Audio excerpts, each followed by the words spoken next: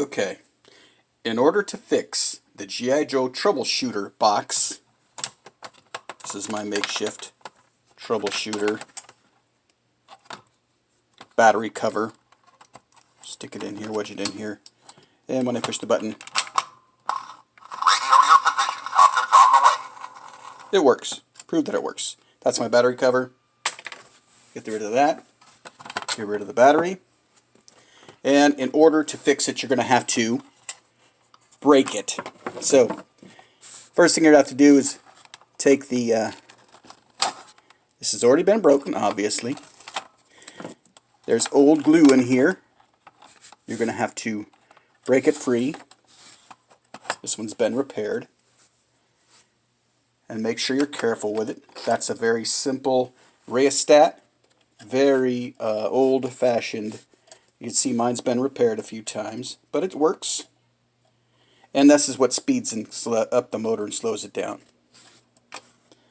So once we have it off, the very first thing I'm going to do is from the button side, from the ones with the buttons, you're going to want to pull this down slightly. And always do this with very warm conditions. You don't want to do this in the cold. Cold makes the plastic brittle. So we want to make sure we get this out of the way. Like pull down gently these tabs, pull it out, and gently get it out of the way. And if they can't, we'll do it from the other side as well. The back side comes off pretty easily. The motor comes out. The front side then can come out. Probably easier if you take the back side off first. And we're pretty much free of that. We have our red wire going to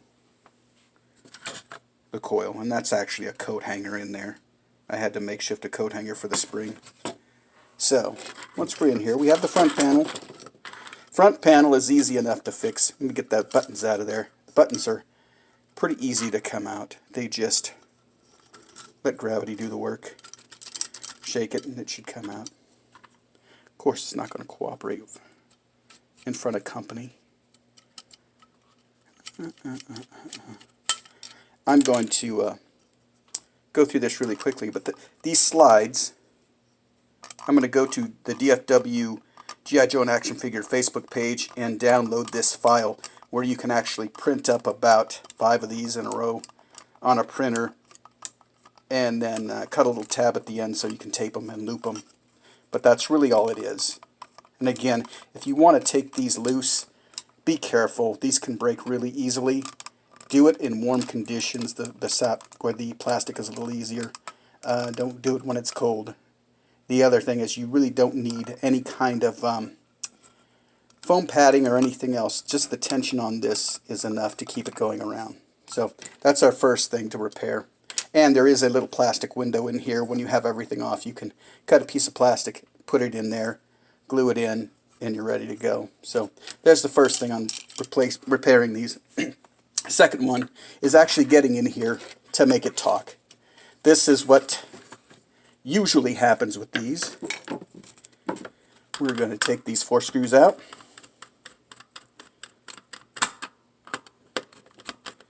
Two. I'm going to have to edit this. Oh, I'm sorry. I said 4. There are only 3. What usually happens with these is there's a very sturdy silicone rubber band that's a drive wheel. And I don't know if we'll be able to get in here. Let me fish this back through so we can get a better angle at everything. So, let me try and see if I can point out. Inside of here, there is a rubber band over that drive shaft. So there's really one 1.5 volt DC motor driving this, and it has a certain length of a shaft. Let me see if I can find that depth for you with my calipers. So I come down with my calipers. Going the other way. I'll give you that depth right now. So it's about 5 millimeters, maybe a little less than that. But that's going to be the shaft coming off of the DC motor, and it's actually got a texture to it, so that the silicone rubber band will drive better. So now that I'm going to make sure these 3 screws are loose again, I can never really tell. You'll be surprised after all these years, this was made in 1974, how sturdy these are still put in there. So let me get a little pry bar, get this kind of out of here.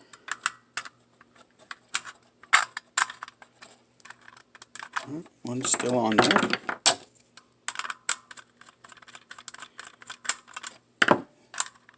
There we go. And this is what you're looking at. A little record player. It should spin pretty freely. And what most people don't realize, there's my shaft right there. This is really the best way to measure it. So there is the shaft. And here's my official measurement. Official measurement is 11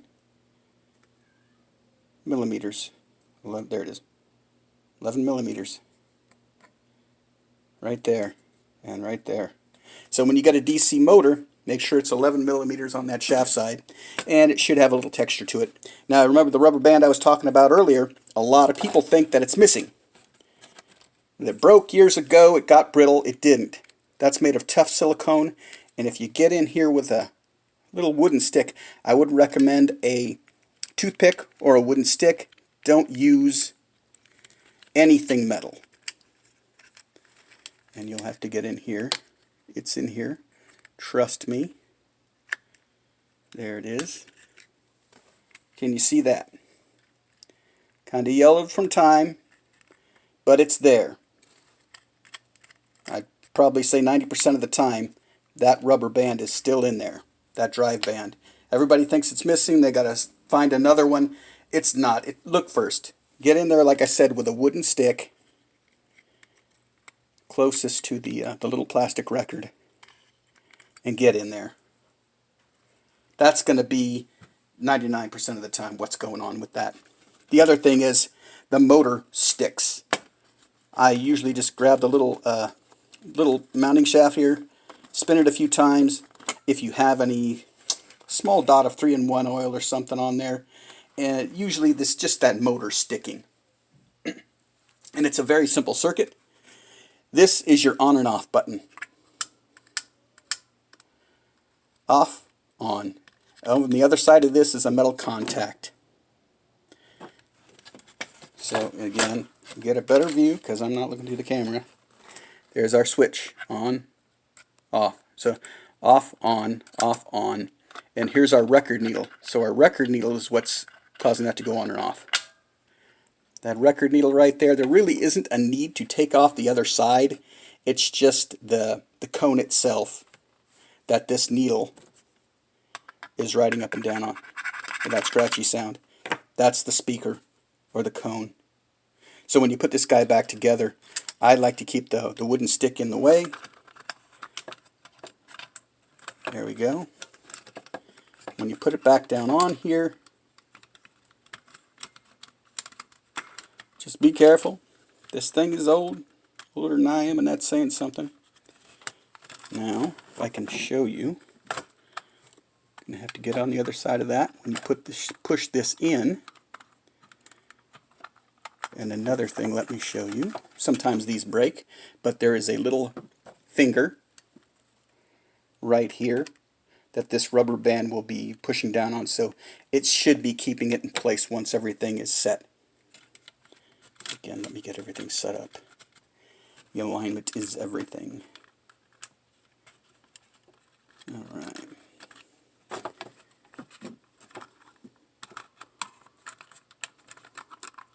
Set the rubber band over the shaft, and the rest of this is just sort of wiggling and getting it seated with as little cussing as possible. I think that's really probably the tricky part. There we go. And again, we look down inside there. I hope you can see it. But there is the rubber band and the fingers pushing it down, holding it in place. Put our 3 screws back in, and I'll put it back together and show you how it works. Like I said, I've repaired this one a few times. It was probably the worst condition that I've ever seen one, and it still came back to life for me. And a lot of these screws don't have any tension behind them anymore. They're stripped. But simple circuit from the battery. It goes through to the switch, from the switch to the rheostat, back to ground. There's really not a whole lot else to it. The inside of here, again, I can see up in there, this is the only thing turning the screen. So these guys are pretty easy to work on. I've probably fixed 10 of these, and they just get easier and easier. Some of the things I have replaced on these is I crimped an eyelid on here and put a little nut and washer and bolt on here instead of a rivet, or whatever I call these little guys, these little eyelets. So that's been replaced. I've soldered some wire here that's been replaced. Again, another eyelet for the positive of the shelf. When you get everything back together, and there's sort of a little cover that goes over the battery that makes a connection. And then inside of here, I've actually just used a coat hanger, a piece of a coat hanger as a spring, and put my red wire to that one. So that's what's going on there. There's not, like I said, there's not a whole lot going on to these. So actually what would happen is this goes on to the spring here like this. Then the battery would go in place. And then my makeshift cover would go onto here. And as you hit buttons, then it would go off. So that's what's going on here. I Joe in danger. If your motor's running slow, anything like that, Rough terrain. Send my rocket back. that's what this rheostat is for. It can speed it up and slow it down. Where's my button? There it is. I Joe in danger. So you want it to sound tougher, you turn it down. Emergency, Spy Island. Send help. But as the energy, the electricity inside that battery starts to go down, the voltage goes down, it'll start sounding lower and lower, lower, lower. So then you'll have to speed it up with this rheostat. Rough terrain. Send my rocket back. Speed that up a little more. Rough terrain. Send my rocket back. Easy, right? It's just getting over the fear of, oh my God, I got to take this thing apart. It's 70 years old, no, 1974, so it's 50 years old.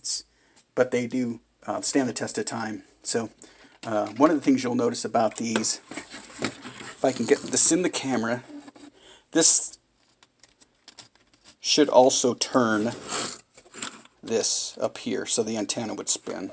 Right there. So the antenna would spin. So, like I said, the actual viewer, the pictures, the little film strip that's in here, I will post to the DFW G.I. Joe and Action Figure Show.